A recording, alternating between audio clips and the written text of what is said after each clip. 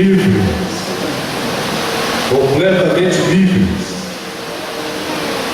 E sereis a verdade vos libertará. Eu sou o caminho, a verdade e a vida. Queridos, Jesus é a fonte de toda a liberdade. É a certeza que temos de que todo o sofrimento, a angústia que acomete a humanidade cessará por toda a eternidade. Essa certeza que acalenta o nosso coração, traz paz à nossa vida, também constrói a nossa identidade. Eu quero convidá-lo a abrir a sua Bíblia em João capítulo 4.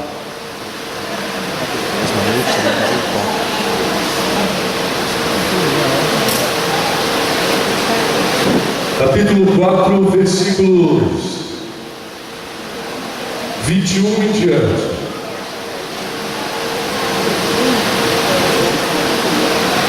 Disse-lhe Jesus: mulher, podes crer, e a hora vem quando nem neste monte, nem em Jerusalém, adorareis o Pai.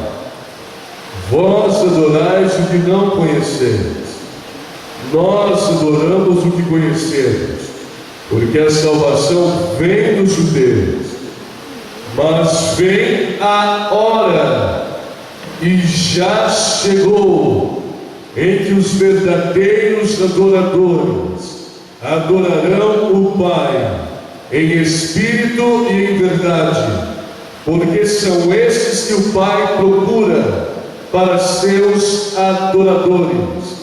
Deus é Espírito, e importa que os seus adoradores o adorem em espírito e em verdade. Antes da gente começar a nossa reflexão, eu gostaria de lhes propor um brado de louvor. O brado de louvor é o que a gente costuma usar lá na igreja. O brado de louvor é uma oportunidade de a gente fazer uma proclamação diante do Senhor, né? Reconhecendo a nossa identidade, a nossa missão, o nosso propósito. Então eu costumo dizer o seguinte: porque essa é a igreja de Deus. Você diz assim, esse é o povo de Deus. E eu digo, esse é o povo de Deus. Você diz, essa é a igreja de Deus. Inicialmente essa parte, tá certo? Depois temos uma outra. Então vamos lá, só para ensaiar, ok? Porque esta é a igreja de Deus. Esse é o povo de Deus. Esse é o povo de Deus. Essa é a igreja de Deus. Aí eu digo assim, água no tanque. Você diz, fogo na igreja.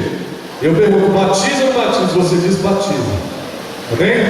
O fogo do Espírito, viu? Não é o fogo do malaca não, tá? Joia? Então, água no tanque. Batismo ou batismo? Vamos juntar tudo agora? Vamos fazer o bolo? Porque essa é a igreja de Deus. Esse é o povo de Deus. Água no tanque. Batismo ou batismo? Mas tem um gesto. Te lembra quando eu falo, porque essa é a igreja de Deus, tu te levanta, tá certo? E aí você dá a mão pro teu irmão, pega na massa, compra golpe aí. Levanta a mão, porque esse é o povo de Deus. Abaixa a mão, já tem tempo, porque esse povo de Deus, essa é a igreja de Deus. Aí eu faço água no tanque e você se for na igreja, tá certo? Aí eu pergunto, batiza ou batiza? Vocês tudo para um lado só, senão vai bater cabeça. Batiza. Ok? Vamos combinar um lado para bater cabeça? Então, ó, da direita para a esquerda, ó.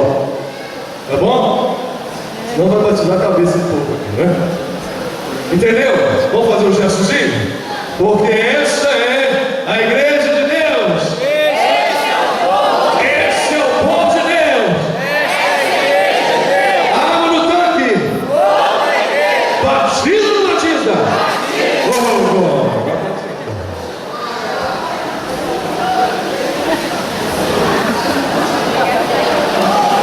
Queridos, ontem nós estudamos o capítulo 3 e nós falamos sobre Nicodemo. Hoje nós vamos estudar o capítulo 4. O capítulo 4 de João parece que completa o raciocínio do capítulo 2. Vocês vão entender por quê. Capítulo 4, eu falta de retorno aqui. Capítulo 4, ele desvela aquilo que se introduz no capítulo 3. Observe que o capítulo 4 é o encontro de Jesus com uma mulher. Diz o texto, o relato, de que essa mulher era uma samaritana. Eu não sei tantos quantos saibam a condição de um samaritano frente a um judeu. Mas o samaritano, por se tratar de uma identidade cultural comprometida, e quando eu digo comprometida, não é na relação de serviço, na relação de identidade. Ela se desqualificou. Os samaritanos, eles surgem a partir do momento quando o reino da Síria, que tinha uma postura de domínio diferenciada do reino da Babilônia, do Império Babilônico, porque quando os babilônios eles capturavam, eles, embora capturassem aquela cultura, aquele povo, os babilônios permitiam que aquela cultura ainda prevalecesse. Mas a postura de domínio assírio era exatamente o contrário. A Síria dizimava todo e qualquer vínculo cultural existente com o passado. Então, quando a Síria dominou o reino do norte, lembrem-se que quando depois de Salomão, o reino de Israel se dividiu entre sul e norte, judeus, benjamitas e os demais, as 10 outras nações israelitas que constituíam o reino do norte. Naquele processo, depois ali da ruptura com Roboão e Jeroboão, o reino do norte assume uma identidade distinta do sul. A partir daquele momento, quando ela assume identidade, ela permite que se penetre o paganismo entre eles. E eles começam a cultuar e reverenciar deuses de outras nações. Você vai observar nas histórias dos livros de Reis e de Crônicas, a narrativa que temos ali, e certamente você se deparará com a situação dos reis do norte. E elas se deflagram uma realidade muito mais caótica do que aquelas dos reis do sul. A idolatria, ela permeia o contexto da nação do norte. Com o advento do Império Assírio, que foi uma ação divina que procurava mediante muitas e muitas exortações, mas sem qualquer resposta positiva por parte daquele povo, Deus então fez com que aquela nação perdesse sua identidade através da Síria.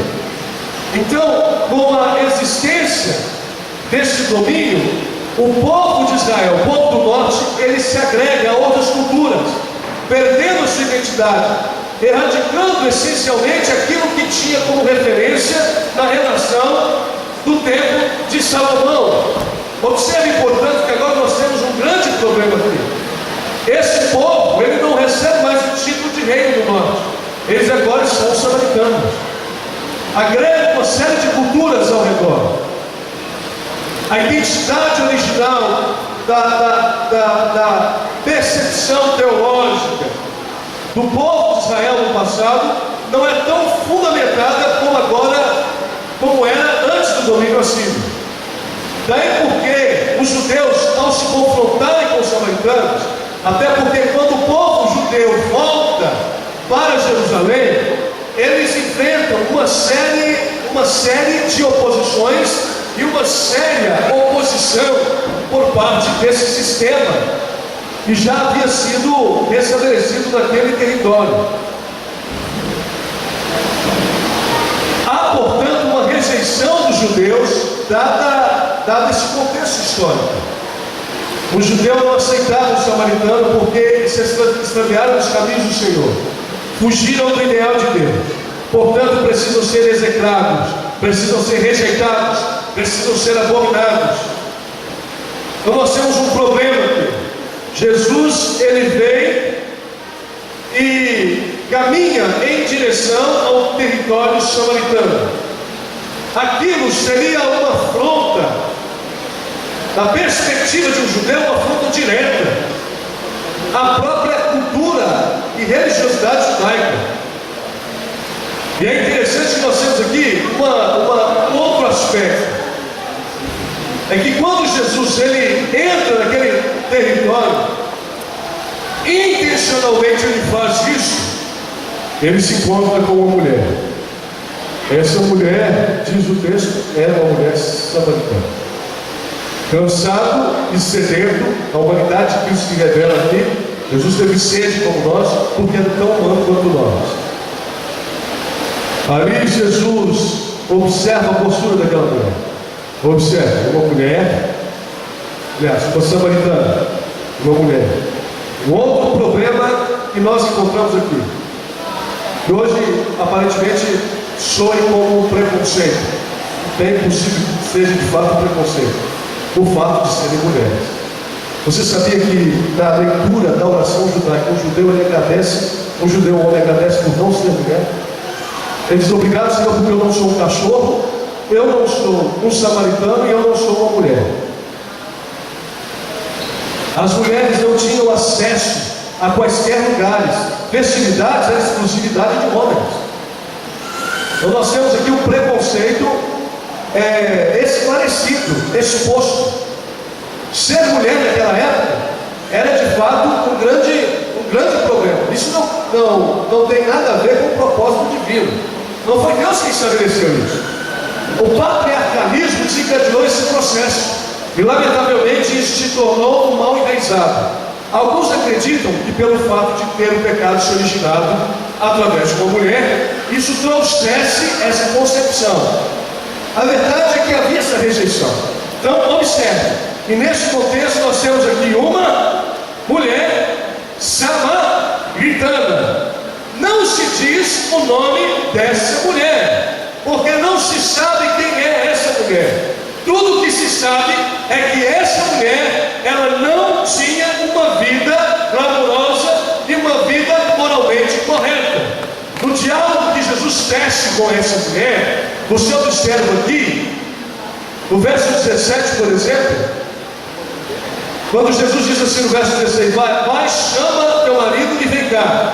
E a mulher então diz: eu não tenho marido. Replicou-lhe Jesus: bem disseste, não tenho marido, porque 5 maridos já tiveste, e esse que agora tens não é teu marido. Isso disseste com verdade. Então era uma mulher que não estava legalmente adequada aos princípios do matrimônio. Sua vida moral era uma vida moral questionável. Então nós temos aqui uma mulher samaritana com uma vida moralmente questionável. Observe que quando Jesus vai até ela, ele vai no período da tarde, justamente aquele período mais quente do dia, como que ao meio-dia. Jesus vai ao encontro daquela mulher. No capítulo 3, nós temos a descrição de um homem renomado, aclamado, famoso, seu nome é Nicodemos, um homem moralmente correto, com uma vida correta, com preceitos, com moral, com identidade, reconhecido nacionalmente, respeitadíssimo, um homem de influência religiosa, um homem de influência política, que angustiado procura por Jesus. Ele sabe da sua necessidade. Agora, no outro texto, à meia-noite, diz Ellen White que à meia-noite Nicodemos procura Jesus. No outro contexto, Jesus sai de sua terra, vai ao encontro de uma mulher que tem uma vida moral totalmente destoante aos princípios das Sagradas Escrituras, cuja identidade não se sabe qual é. Ao meio-dia, para encontrar-se com alguém que não sabe que precisa de Deus. Há dois retratos aqui. Alguém que sabe da necessidade de mudança, embora com uma vida moralmente correta, mas que não tem experiência e intimidade nenhuma com Deus. Busca a Deus, busca alguém que pudesse suprir a carência e não conseguia ser suprida na sua vida religiosa. Agora uma mulher que não sabe o que pode preencher o seu vazio, não tem noção de como isso poderia acontecer. Jesus então veio ao encontro desta mulher. Dois retratos distintivos nesses dois contextos. Você observa que não importa quem seja você, não importa que grau da sociedade você ocupe, não importa o seu poder ou influência, não importa o poder aquisitivo que você tenha, o nível cultural, acadêmico que você tenha, todos pecaram, todos estão destituídos da glória de Deus, todos precisam de Deus. Não importa qual fé você professe, não importa qual filosofia você defenda, que ideologia partidária você levante a sua bandeira, você precisa de Deus. Todos nós precisamos de Deus, todos nós carecemos de Deus. Jesus agora diz para Nicodemos, porque Deus amou o mundo. Nicodemos sabia quem era Deus. Nicodemos, embora não conhecesse a Deus na intimidade, ali Jesus explana uma das mais essenciais verdades. Porque Deus amou o mundo de tal maneira e deu o seu Filho unigênito, para que todo aquele que nele crê não pereça, mas tenha a vida eterna. Amém. A grande verdade de Jesus, o discurso, eu disse que João gosta dos discursos de Jesus. Em poucas palavras, o maior de todos os discursos, esse está registrado no capítulo 3, verso 16. Mas existe um outro discurso essencial de Jesus. Não basta entender e compreender que Jesus Cristo veio ao mundo. Não basta e não é suficiente entender que Jesus Cristo morreu no Calvário. Não basta e não é suficiente entender que Jesus se tornou carne e habitou entre nós. Deus feito carne. Há uma condição fundamental. Você precisa crer. E a palavra crer ali é uma palavra que tem sentido dinâmico. Pistes é a palavra usada ali para retratar a fé. Pistes é a mesma palavra que se usa para confiar. E você não confia em qualquer pessoa, de qualquer forma. É óbvio que se você estiver viajando, você não entregaria a chave para qualquer indivíduo que estivesse passando pela rua. Você entrega a chave da sua casa. Se porventura você tiver alguma credibilidade voltada a alguém, você entrega essa chave para essa pessoa, porque você se relaciona com essa pessoa. Não dá para confiar em alguém com quem você não relaciona. Fé é confiança em Deus, e não posso confiar em alguém em quem ou com quem eu não me relaciono. Deus amou o mundo, mas eu preciso me relacionar com Deus. Eu preciso ter um desdobramento da minha fé, caminhando em direção a Deus e descobrindo a identidade de Deus na minha vida. Senão, a cruz não terá valor nenhum. Ela não terá, na sua essência, o sentido real que ela precisa ter. E não basta a cruz, porque a cruz não me salva. O que me salva é o Cristo crucificado, ressurreto, prestes a vir, doador de vida e liberdade a todos que nele têm. Agora nós temos a descrição do capítulo 4. Este encontro de Jesus, ele vem atender a necessidade daquela mulher, partindo da sua própria necessidade. Aqui nós temos uma escola, uma lição evangelística. Eu não posso detalhar esses aspectos aqui, mas Jesus vai ao encontro do necessitado, daquele que não sabe da sua necessidade. Quando nós alcançamos as pessoas, nós precisamos alcançar as pessoas. Existem duas linhas do pensamento evangelístico: as necessidades sentidas e as necessidades úteis. Jesus, o texto de serviço cristão retrata bem essa questão. Jesus se aproximava das pessoas como se de fato quisesse o seu bem. E era isso, essa era a forma de Jesus se aproximar. Ali ele dava primeiro o pão. Depois de atender as necessidades percebidas das pessoas, na sua carência física, na sua carência emocional, na sua carência existencial, na sua carência emocional, na sua carência relacional, agora Jesus trabalha esse aspecto, porque essa é a necessidade que move essa pessoa a buscar Jesus. Ou então, é a maneira como Jesus desencadeia o processo da conversão. Depois Jesus então se aproxima e diz: segue. Eu não posso chegar para o indivíduo e dizer assim: ó, ô miserável, vê se converte, porque você está sem Jesus, você vai para o inferno, acorda, meu irmão. Tem gente que quer pregar o evangelho já na xixa, né? Não é assim que se prega o evangelho. O evangelho é relacional.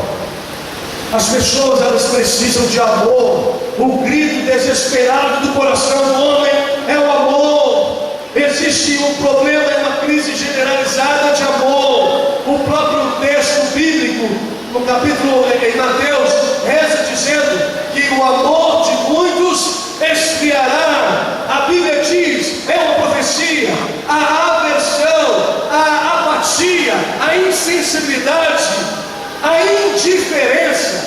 Já se diz que o sentimento ou o elemento que é antônimo do amor, que é averso ao amor, não é o ódio, é a indiferença, é a apatia. Porque quando você odeia, você pensa o tempo todo na pessoa, mas quando você é indiferente, aquela pessoa não existe para você. Nós vivemos uma crise de relacionamentos, nós vivemos uma crise de confiança. Nós não conseguimos abrir os nossos corações para ninguém, porque temos medo que revele o nosso caráter para outras pessoas. Nós precisamos, desculpa aqui, os profissionais da área da saúde mental, não é? Até porque nós sabemos que os profissionais da igreja ainda têm foco evangelístico, mas a gente tem que pagar para ser ouvido, por causa da clausura que existe dentro de nós, daquilo que nos angustia. E lamentavelmente isso tem sido um reflexo dentro da igreja. A Bíblia não diz que deveria se cumprir essa profecia na igreja. Ela se cumpriria no grupo e não na igreja. Mas há um texto das Sagradas Escrituras em Apocalipse que diz: rica sou e de nada tenho falta. Mas você não percebe que Jesus, você é miserável, pobre, cega e nua. A presunção e o orgulho têm nos tornado apáticos e insensíveis. E sabe qual é o mais grave de todos os pecados, se existe uma gradação de pecados? É o egoísmo. O egoísmo que tirou o diabo do céu. Porque o egoísmo fomentou a cobiça. E o egoísmo que tem fragmentado a força da igreja. Quando nós nos tornamos egoístas e egocêntricos, nós nos tornamos ególatras. E o que quer dizer ególatra? Aquele que adora a si mesmo, Tudo que eu procuro está focado no meu interesse. Pastor, o que isso tem a ver com a mensagem de hoje? Diante dessa situação, aquela mulher vivia uma crise existencial. Jesus veio sanar a sua necessidade existencial, mas há uma ênfase teológica significativa, e você não vai encontrar em nenhuma outra vertente das Sagradas Escrituras, porque somente aqui Jesus diz sobre esse assunto de uma forma específica. A verdade é que a hora já chegou entre os verdadeiros adoradores. E o que é adoração? O que é adoração, irmão? Você leu ali, eu quero te adorar. O que é adoração? Quem se arrisca de responder? Não tem amor mesmo? Me diga, quem é? Quem? Por favor, eu quero uma mãozinha levantada. Quem é adora? Chuta o balde aí, uma dica. Hein? Uma boa referência. Uma boa conceito. O que é adoração? Oi? Cultuar quem eu amo. Eu amo minha mãe, eu vou cultuá-la. Não, por favor, não quero aqui fazer crítica. A gente está desenhando. Eu pedi um desafio e agradeço a sua proposta. A gente está acompanhando o raciocínio, tá certo? Obrigado pela contribuição. Entrega. Mas, entende o que eu quero dizer? O que é adoração? Vamos pegar o sentido, vamos acompanhar o grego? Permitam-me aqui mais uma vez usar o termo grego. A palavra proskuneo é a palavra usada para adoração. O que é proskuneo na Sagrada Escritura? Proskuneo ela tem duas ênfases teológicas. A primeira é prostrar-se diante de alguém para oferecer culto. Prostrar-se diante de uma autoridade, reverenciar uma autoridade. Mas proskuneo também carrega um outro sentido: beijar. A palavra hebraica é sakha. É um sinônimo hebraico para esse termo grego. E sahar quer dizer beijar. Mas não é um beijo qualquer. É um beijo de intimidade. Ad orare é a palavra latina para adorar. Ad orare. O que quer dizer orar? Algumas pessoas dizem: o Espírito Santo ora. Que história é essa? Isso é pecado. Quem disse que é pecado orar? O Espírito Santo orar para ele mesmo, para Deus. Orar quer dizer conversar, irmãos. Eu sou um orador. O que eu estou dizendo? Eu estou orando o tempo todo aqui, do ponto de vista do diálogo com Deus? Não. Orar é falar. Orar quer dizer conversar junto com, conversar junto, dialogar com, relacionamento. Quando eu adoro, eu me relaciono. Quando eu adoro, eu me intimido. Eu não beijo na boca de qualquer indivíduo. Eu beijo na boca da minha mulher. E tem que caprichar, porque era minha mulher. Era quem eu me entreguei completamente no altar do Senhor. E eu disse: Senhor, essa mulher já me deu, então ela é minha. E aí Deus disse: sai que é tua, meu irmão. Eu abraço aquela mulher e não beijo o negócio dela. E aí faço o resto das vezes lá que eu posso contar, né? Mas por que eu faço isso? Eu faço isso com qualquer pessoa. Se eu fizer, eu estou adulterando. Adulterando é o quê? Pecado. Dá para minha mulher, Deus deu a bênção. Você já observou que o Antigo Testamento, a ênfase do Antigo Testamento é idolatria? O combate à idolatria. A ênfase do Antigo Testamento é: não tenha outro Deus diante de mim. A ênfase do Novo Testamento é: amarás teu próximo como a ti mesmo. Se você dividir os dois testamentos, a ênfase é essa: não terás outro Deus diante de mim, ou amarás a Deus com todo o coração, com toda a tua alma, com todo o teu entendimento. E o Novo Testamento é a prática do exercício do Evangelho: amarás teu próximo como a ti mesmo. É a síntese da mensagem de Deus. Mas para que eu ame a Deus sobre todas as coisas, o que eu preciso fazer? Romper com tudo aquilo que esteja acima dele, do ponto de vista cognitivo, relacional. Jesus está dizendo aqui: o Pai vem buscar quem? Adorador. É isso? Sim ou não? Sim ou não? Sim. Mentira. Não quer dizer que se eu adoro a bênção, eu vou para o céu. A Bíblia não diz isso. A Bíblia diz que Deus vai buscar quem? Verdadeiros adoradores.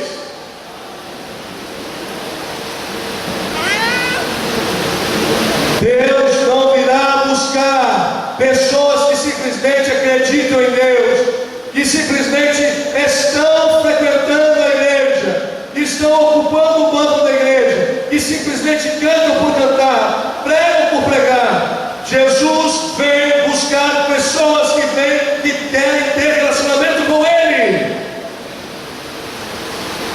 pessoas que não dependem da escala de pregadores ou da escala de cantores para estar presente na igreja.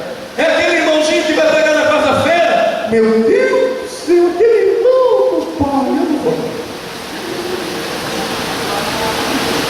Com todo respeito à nossa amada cantora, nosso amado cantor, eu sei que o espírito deles é um espírito essencialmente cristão. Mas não é porque ele vai estar lá com os quarta-feira que você vai lá. Aleluia, Bulhão! A igreja é top, pastor Bulhão. Pastor, pastor,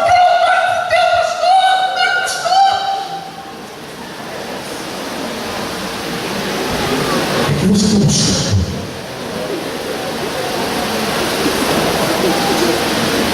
Já parou para imaginar?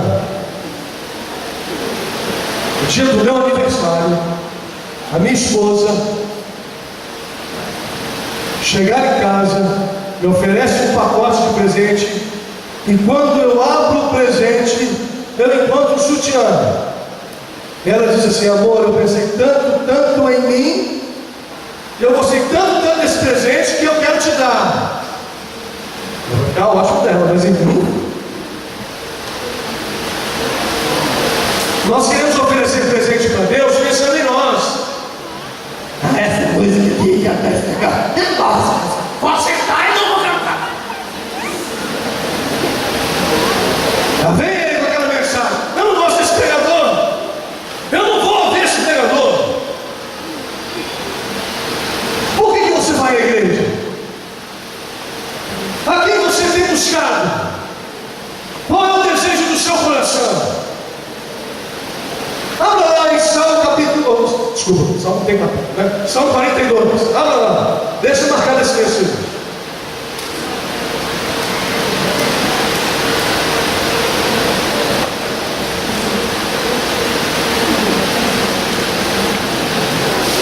O que diz o verso 1 e 2? Leia para mim, por favor, em nome de Jesus. Mas nem vou, Salmo. Nada de preguiça. Vai lá. O que está escrito aí? Hã? Vamos ouvir. Assim por ti, ó Deus, suspira a minha alma. A minha alma tem sede de Deus, o Deus vivo. Quando irei, me verei perante a face de Deus. Então está na gazela, né? Correndo. Por que ela corre? Corre desesperada. Por que ela corre desesperada? Porque vem um predador atrás dela. O desespero é grande. A única forma da gazela se refugiar é entrar na água. O refúgio da gazela é a água. Ela é um excelente nadador. O seu predador não é um excelente nadador. O socorro da gazela é a água. Então ela mergulha na água para se refugiar, se libertar. Assim deve ser a nossa condição diante de Deus. Estamos num contexto em que o nosso refúgio, a nossa fortaleza, a nossa vitória é o Senhor. A sede.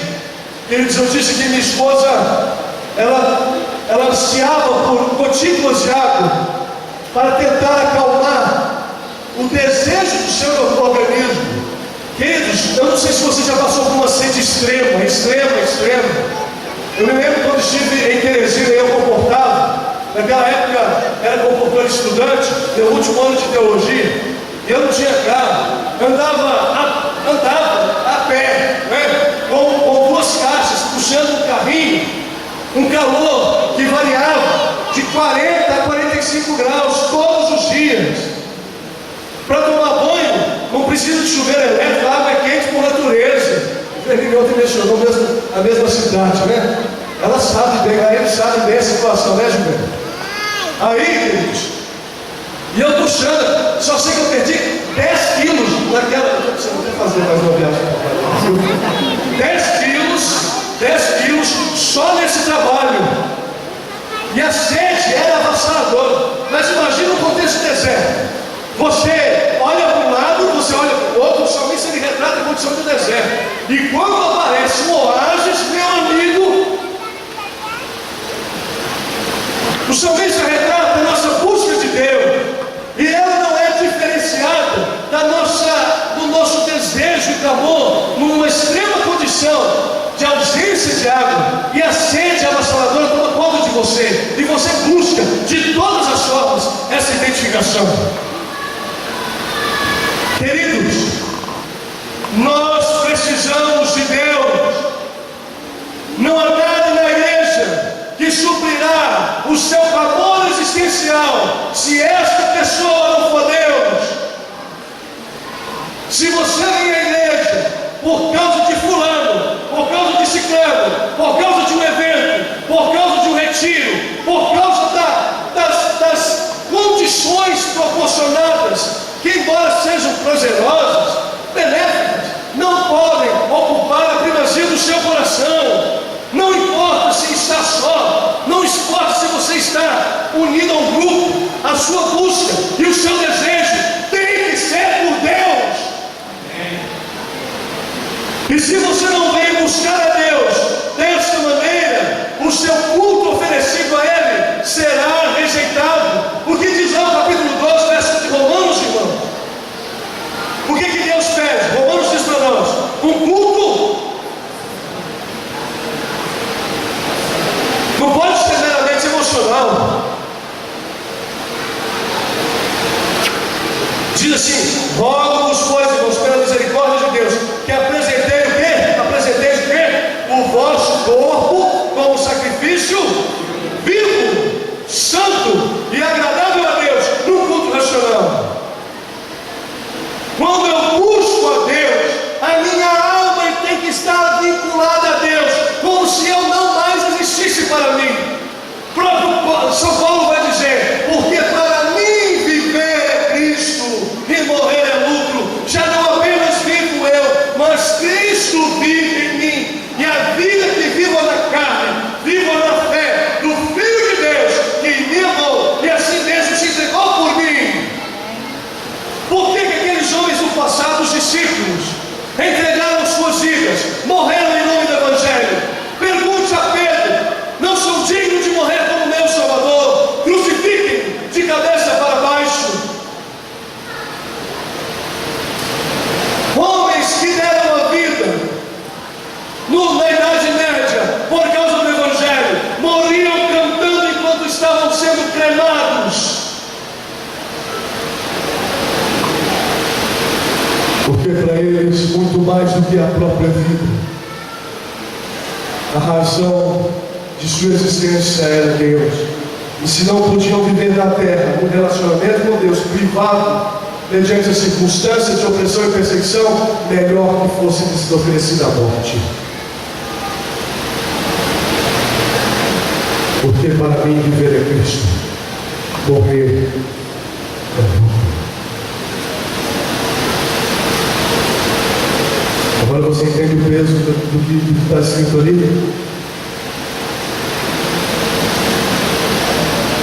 Outro exemplo, Enoque. Como é que diz a história de Enoque?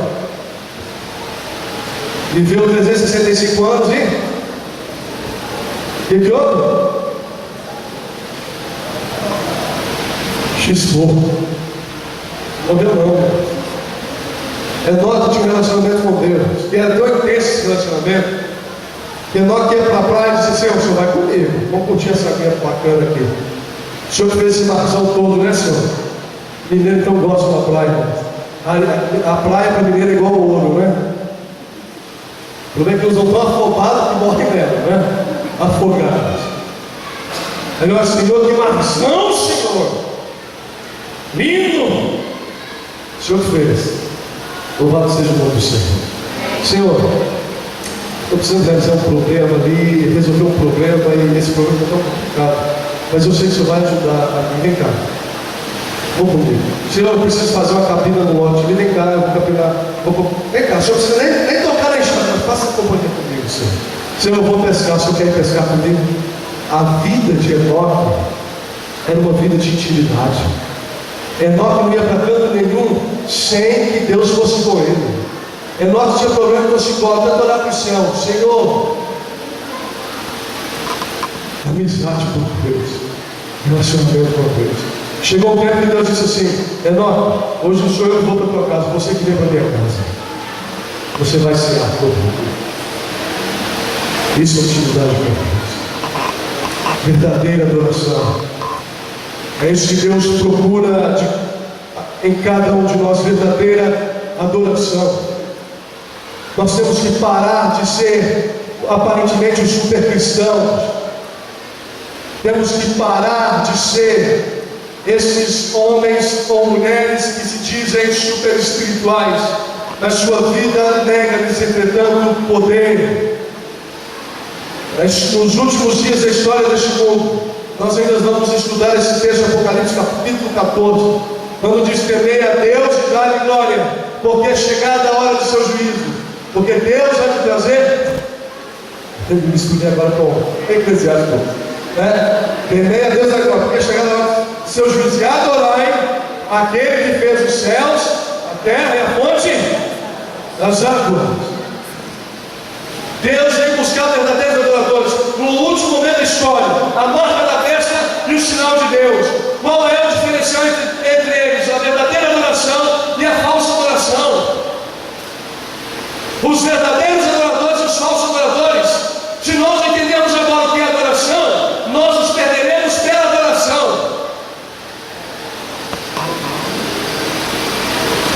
Já dizia um pregador: no coração do homem há apenas dois lugares, uma cruz e um trono. Ou você se assenta no trono e Cristo é crucificado, ou você é crucificado e Cristo assenta-se no trono. Não pode haver dois senhores. E o único inimigo que nós deveríamos crescer a temer é o próprio eu. Se há alguém que vai impedir de eu ser salvo, esse alguém não é Satanás, embora ele envie todo esforço para que eu seja destruído. O grande vilão da história, o qual e com o qual eu travo uma grande batalha, é com o próprio eu, é comigo mesmo, porque se há alguém que me leva a pecar, esse alguém sou eu. Paulo vai dizer: dentro da minha carne habita dois grandes adversários, dois grandes oponentes. Eu quero fazer a vontade de Deus, eu quero seguir os estatutos de Deus, eu quero guardar a lei de Deus, mas vejo nos meus membros um inimigo voraz que tente destruir minha vontade, meus desejos espirituais, a minha natureza carnal, os meus desejos pecaminosos. Miserável homem que sou, quem me livrará do corpo dessa morte? Mas graças a Deus e por Jesus Cristo, sim, por Jesus Cristo, nós podemos vencer a própria carne. Hoje você veio aqui, você disse que quer ser um adorador. Eu travei uma batalha com Deus durante essa semana que se passou, porque eu não poderia deixar de vir aqui e não dar esse recado. Eu estou cansado deste mundo.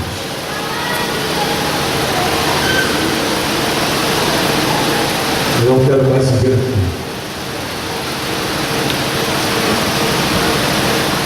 Eu já não suporto mais o discurso político.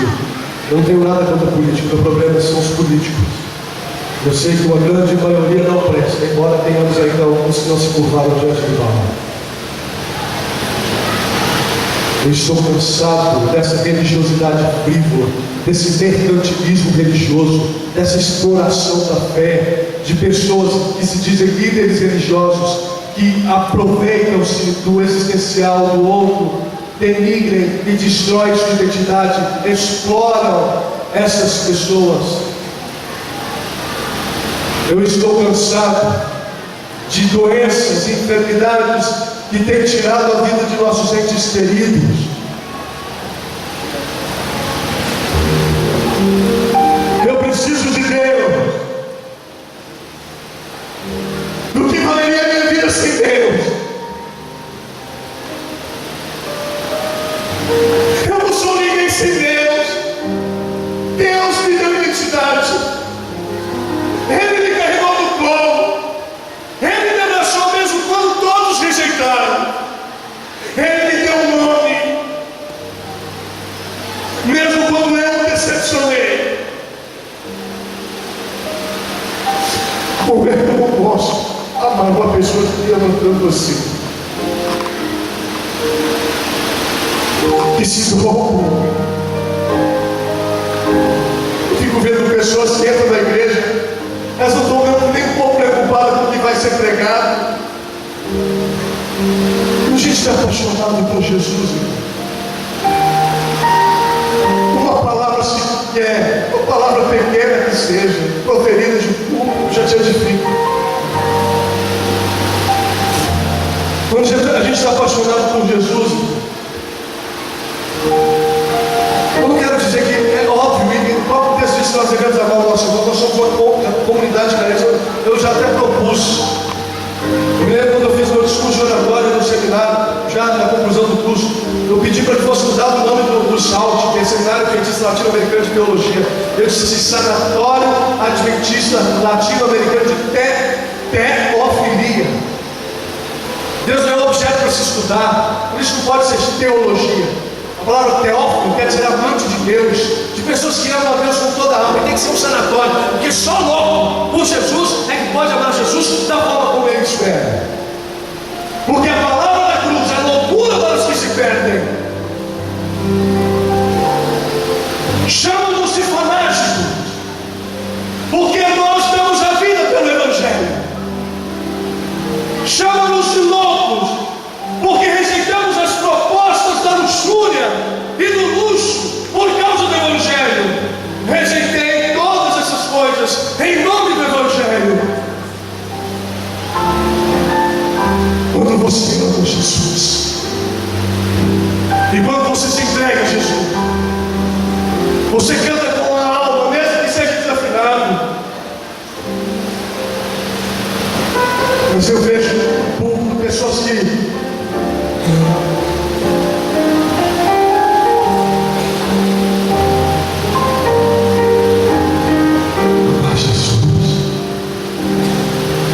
encerro lembrando a história de Valeriano. Valeriano é um homem que nós conhecemos aí em Montes Claros. Tive a oportunidade de batizá-lo na Caravana do Poder, no programa do pastor Evandro Cunhão.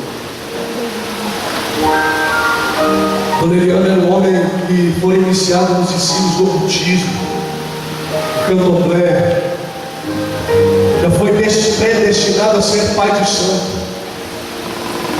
Mas o coração de Valeriano fremia, porque Valeriano não se sentia bem naquele lugar. Houve um momento em que ele se ajoelhou e começou a falar com Deus, o Deus que ele não conhecia, ao Deus desconhecido.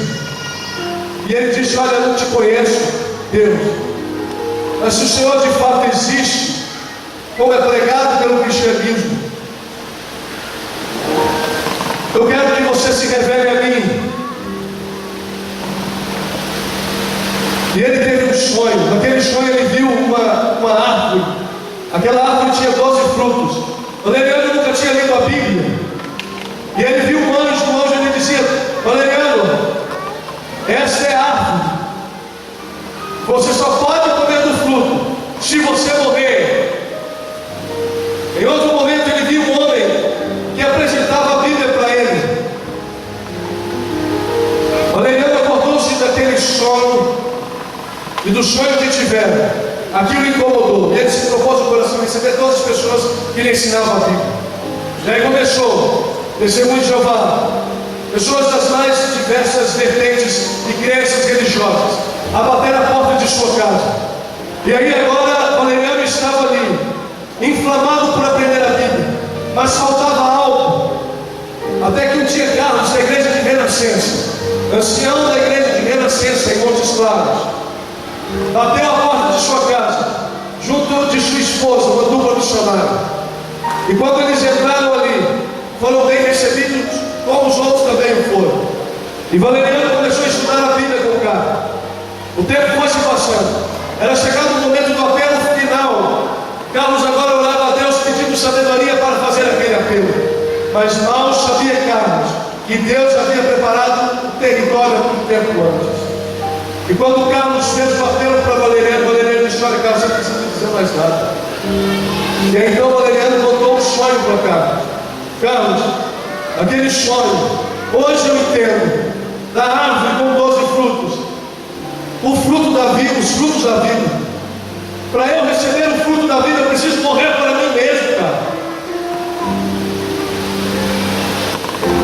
E você se lembra da outra parte do sonho, Carlos? Eu acabei de contar para você de um homem que vinha até mim ensinando a Bíblia. Aquele homem era você no sonho. E eu tive a alegria de batizar Valeriano naquela programação. Deus hoje veio buscar verdadeiros adoradores. Pessoas que não querem mais saber de outra coisa senão de Deus e tudo que esteja associado a Ele. Deus quer buscar você.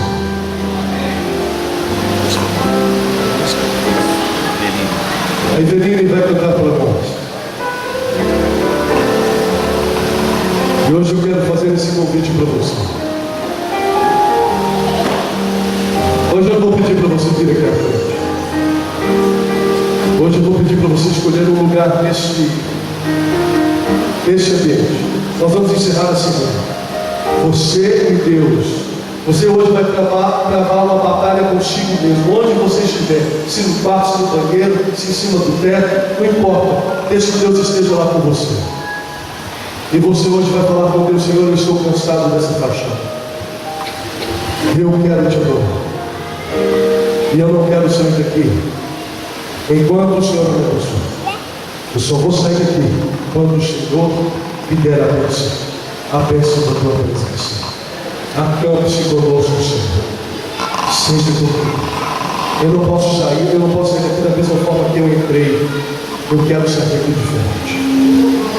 Você vai ouvir essa música. E à medida que essa música for sendo cantada, o Espírito Santo vai mover você. Porque a Bíblia diz: adorar em espírito e em verdade. Quem faz isso é o Espírito Santo. Porque só o Espírito traz a identidade da relação que temos com Deus. Por isso ele está em nós. E habita em nós. Você vai escolher esse lugar.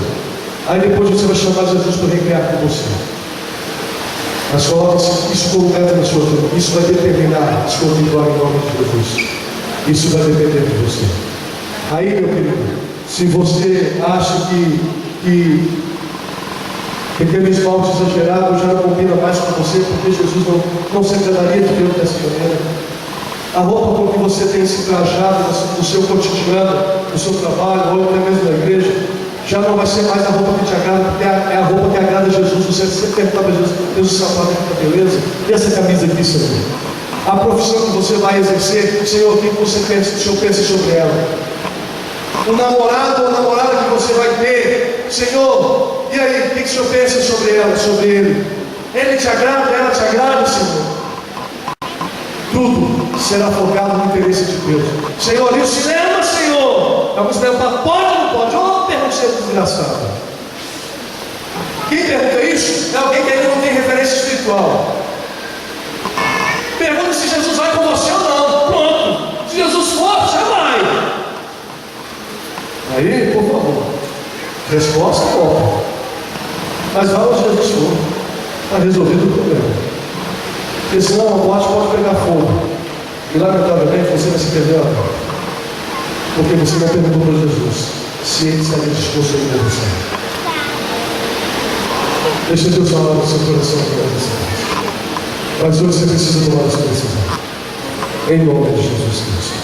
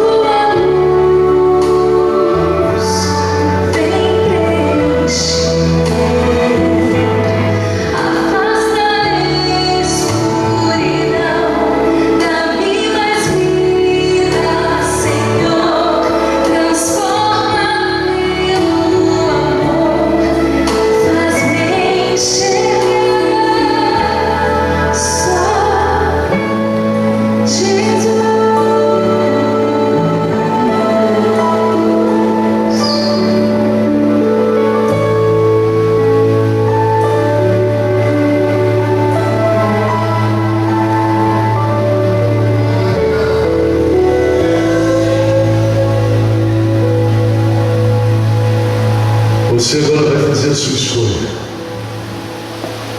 Vai depender de você. Eu quero que, por favor, tornar esclarecido. As pessoas que morreram naquele incêndio, não implica necessariamente que o fato de elas estarem aqui, elas vão se perder, viu, irmãos? Porque Deus fez todo o possível, até o último momento, para que essas pessoas sejam salvas. E Deus certamente resgatou aqueles que clamaram e a Ele invocaram com angústia naquele momento final. Mas pode ser que nem não seja essa a sua sorte. Haverá aqui aqueles que não vão ouvir a mensagem. A Bíblia diz que existe trigo e joio. Mas uma coisa eu faço. É o meu desejo, é o desejo do Pai, é o desejo do Filho, de que todos que aqui estejam, sejam esses todos salvos para a glória de Jesus Cristo. Amém. E já vou fazer um desafio, viu, Rodrigo? Baiana, os líderes desse acampamento. A gente um dia vai separar essas águas para batizar. Na terça-feira, pessoas que quiserem decidir-se por Jesus nesse acampamento. Pastor, não recebi estudo bíblico, você vai aprender. Nem eu sente com você aqui, faça um intensivão, mas eu te batizo em nome de Jesus. E isso não vai ser sem intensivo, não. Eu estou aqui para isso. Mas essas águas vão se encher de pessoas que queiram tomar uma decisão ainda neste acampamento em nome de Jesus Cristo. Agora meu convite é que você se retire. Antes de qualquer atividade, querido, procure o teu Deus. Ele está aí, procurando por você. Tome a sua decisão hoje em nome de Jesus. Chore diante de Deus. Rasgue teu coração e diga: Senhor, esse é o pecado que eu preciso vencer. Eu não consigo vencer. Vai em nome de Jesus. Rasgue teu coração diante de Deus. Porque é a esses que Cristo procura. Então você já pode se levantar. Eu nem vou orar aqui, querido. É você que vai buscar. Você tem a oportunidade de fazer. Escolha você um lugar. Você e Deus. Neste momento.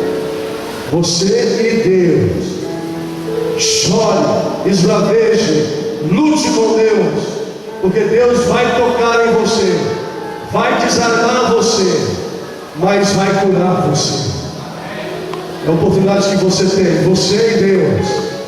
Nessa hora teu esposo, tua esposa, teu namorado, tua namorada não fazem parte da tua família agora. É você e Deus. Só o teu filho que é muito pequenininho, não tem jeito. Você e Deus. Trave tua batalha hoje. Saia vitorioso em nome de Jesus. Não importa o tempo. Se 10 minutos, 1 hora, não importa. Importa que você saia vitorioso. Hoje você se encontrou com Deus. E hoje você vai tomar a sua decisão. Uma coisa é certa: você não será mais o mesmo ao sair desse lugar. Porque Deus tomou conta de você. E o Espírito Santo tomou o seu coração.